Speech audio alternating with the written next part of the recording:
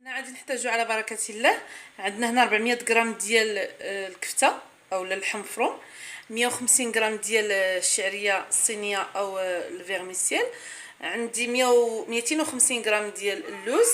هنا اللوز مفسخ يعني مرقد شويه في الماء طايب ومفسخ ومحمر. هنا انا هرمشتو، هنا نص طحنتو لينتو مزيان ونص هرمشتو. عندي هنا 5 البيضات محكوكين، عندي راس ديال البصله كبير مشلة درقي ووق، عندي 2 معالق كبار ديال المعدنوس، عندي شويه العطريه ديال راس الحانوت، شويه المصير، هنا نص مصيره صغيره مقطعه رقيقه بزاف، عندي شويه الزبده وشويه الزيت باش غادي نشحروا هاد الكفته، وعندي العطريه هنا فيها شويه الملحه، شويه ديال السكينجبير وشويه ديال الفلفله حمراء حلوه وشويه البزار. هاد المكونات ان شاء الله صدقوني غادي تجي هاد الوصفه هذه رائعه وبنينه صراحه الله، حتى انها لذيذه وتبقاو يسولوا عليها الناس بزاف شنو عامله. فيلا معايا نشوف طريقه قلي الكفته مع البصله ونتلاقاو ان شاء الله. درت الزيت، درت الزبده، غنجيب هاد البصله هذه غادي نحطها باش تشحر شويه. عندنا الغرض تنزل مزيان هاد البصله هذه، انا غادي نقليها مزيان حتى تنزل هاد البصله خلاص مزيان. عاد نزيدو عليها الكفته فين كاين السر هنا، كاين الكفته غادي نديرو لها نص طياب، ما غاديش نطيبوها خلاص كامله، غادي نديرو لها نص طيبه ونص طيبه الثانيه غادي ملي تدخل الفران ان شاء الله عاد طيب. هنا من بعد ما نزلت هاد البصله هذه غادي نجيب الكفته،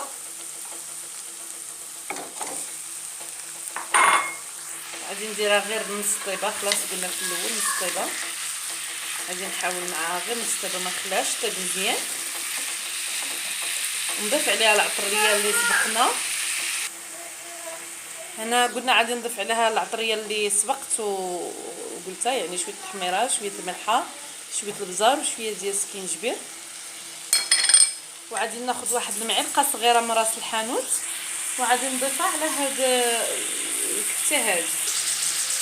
غنضيف هي نص معلقه قلنا ديال العطريه ديال راس الحانوت ونحرك، ما نكثروش العطريه باش ما تجيش يجي لوغو ديالها مجهد.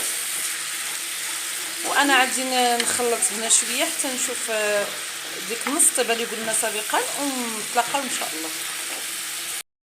كيف تلاحظوا معايا هنا من بعد ما شحرت هاد البصله مع الكفته، كيف تلاحظوا معايا الكفته راه باقي خضراء، غادي نضيف عليها شويه ديال هاد الشعريه الصينيه، وعادي كذلك حتى هي نردها على البوطه يعني على النار تحمر شويه غير تنشف من الماء ديالها خلاص. انا هنا الشعريه درتها في الماء طايب، ضفت عليها واحد شويه ديال الملحه وخليتها تشرب شويه، عاد خليتها تسقطر. دابا غادي نحط هذا الشيء على البوطه. انا غنمصيرها نتوما كيف تشوفوا ولا الحمض مصير، غادي نحطو حتى هو يتقلى هذا الشيء مزيان ونتلاقاو ان شاء الله. خلات لينا هاد الكفته مع الفيرميسيل، غادي نضيفوا هاد 2 معالق ديال المعدنوس هما الاخرانيين صافي ونحطوه يبرد حتى تبرد تماما. عاد نجيبوا المسمن ديالنا اللي غادي نشكلوا به، يا اما يعني على شكل بساط الصغار يا اما نشكلوا به محنشات. هنا كيف تلاحظوا معايا عجنت عجينه مسمن عاديه، يعني دقيق الفورس مع شويه ديال الفينو، يعني الفينو يكون قليل، نحاول نقليه. علاش نديروا الفينو؟ تنديروا غير باش ما يبقاش يتجبد لينا هالمسمن ديال الفورس، فالفينو تيهرس لينا هذاك الجهد ديال الفورس. ودرت شويه ديال الخميره، شويه الخميره المعجنه، شويه ديال الملحه، وعجنت عادي دلكتها مزيان خليتها تستراح. غادي نبداو ان شاء الله، غادي نبدا نقرص مزيان نسرحها مزيان مزيان مزيان، عاد نبدا نعمر. هنا من بعد ما سرحت العجينه كيف تلاحظوا غادي ندير شكيل ديال البسطيله على شكل وريضه. غادي نسرحو شويه تاع اللوز، وغادي نجيب شويه ديال هاد الحشوه هذا ديال الكفته مع الفيرميسيل.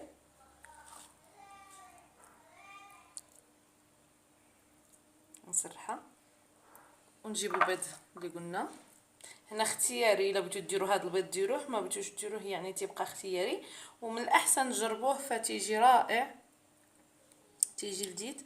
غادي نجيبوا هاد الاطراف ديال هاد المسيمنه هادي، غادي نجمعوها في الاول بحال شي كميميسه، وما نزيروش من التحت، يبقى دائما من التحت يعني مرخوف شويه. صافي كيف تلاحظوا، ونجمع اللويها بحال هكا.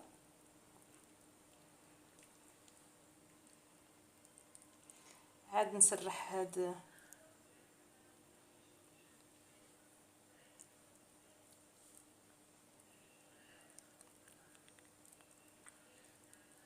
نجمعها هكا.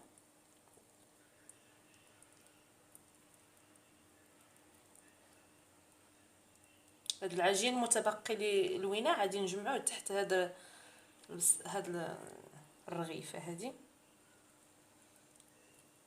صافي ونحطوها بحال هكا تعطي منظر زوين. مالا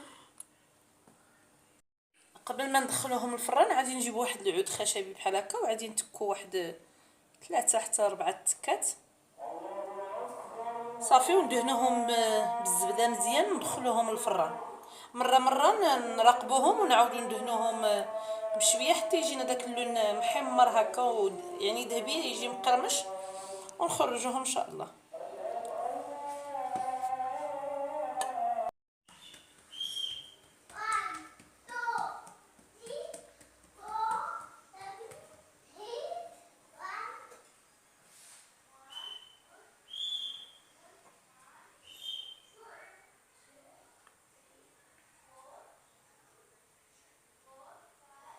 انا هنا سرحت العجينه مزيان كيف تلاحظوا معايا.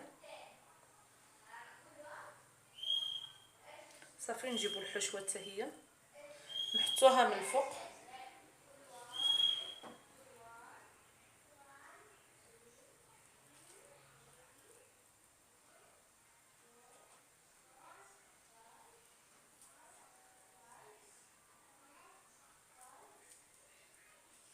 هنا تنلعبوا على السمكه، كل ماشي السمكه.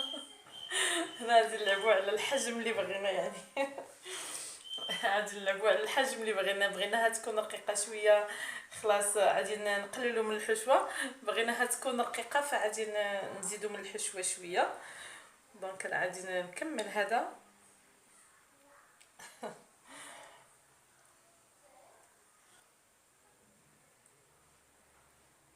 غادي نجيبوا هذا الطرف هذا، غادي ننزلوه بحال هكا، بحال هكذا، ونبدا نلوي بحال هكذا. انا هنا غادي نديرها محنشه يعني عائليه في الطاوه كبيره، فغادي نبدا نلويها بحال هكا.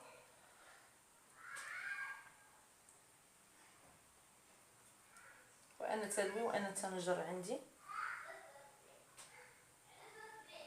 بحال هكذا. الا شفنا يعني هاد القريصه جات كبيره غادي نجيبو عادي، نجيبو واحد جراره ونقطعوا هاد الزائد هذا باش ما تجيش غليظه بزاف. حنا غرضنا في المسيمنه هي واخا مسيمنه ولكن تكون رقيقه شويه. صافي نبداو نجبدوا هاد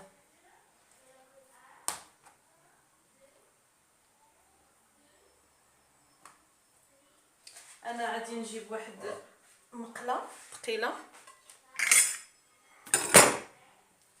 بحال هكا، مقله، وغادي نوضع في الوسط هاد. منين نكون تنوضع فيها يعني ما عاديش نزيرها، غادي نخلي كيف تلاحظوها هي، غادي نخلي واحد بحال قلنا نخليو شويه، ما نزيروش العجينه، عادي نخلي واحد شويه الفراغ باش ملي تكون تطيب هاد المحنشه هادي خلاص راه عرفنا مع الخميره غادي تزاد الحجم ديالها، فنخليو ليها واحد ليسباس فين تزاد هذوك العجينه تزاد شويه.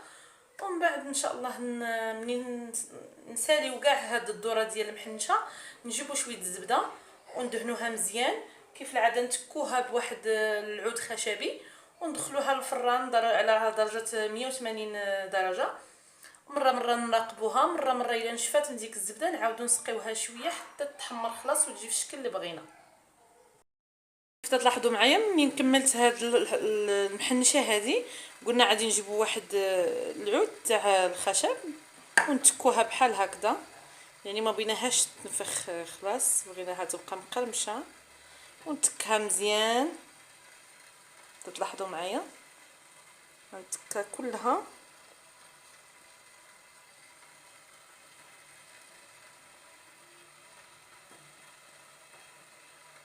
وقلنا نجيب واحد شويه الزبده، نسيت ما قلتش لكم نديروا فيه اما الحار اما نديروا فيه الفلفله حمراء وندهنوا بها خلاص هاد المحنشه هادي يعطينا واحد اللون رائع. هو احمر في نفس الوقت منين يدخل الفران غادي يتغير شويه اللون ديالو، ولكن تيجي لون هائل.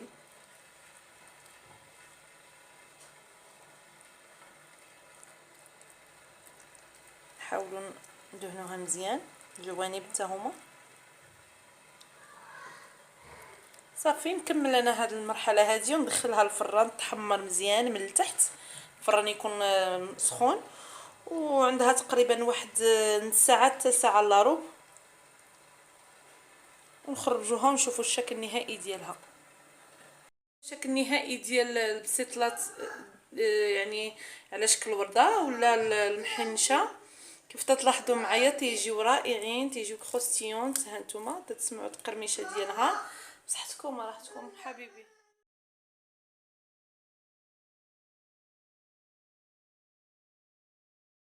هذا هو الشكل النهائي ديال المحنشه ديالنا اليوم باللوز وبالكفته والشعريه فيرميسيل والبيض مسلوق.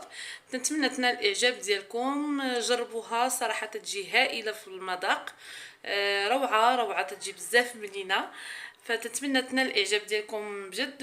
وإلا عجبتكم الحلقه ديال اليوم ما تنساوش تشتركوا معايا في القناه ديالي ودعموني بالاراء ديالكم والتعليقات ديالكم. ما تنساوش تدقوا على الجرس الصغير والى اللقاء.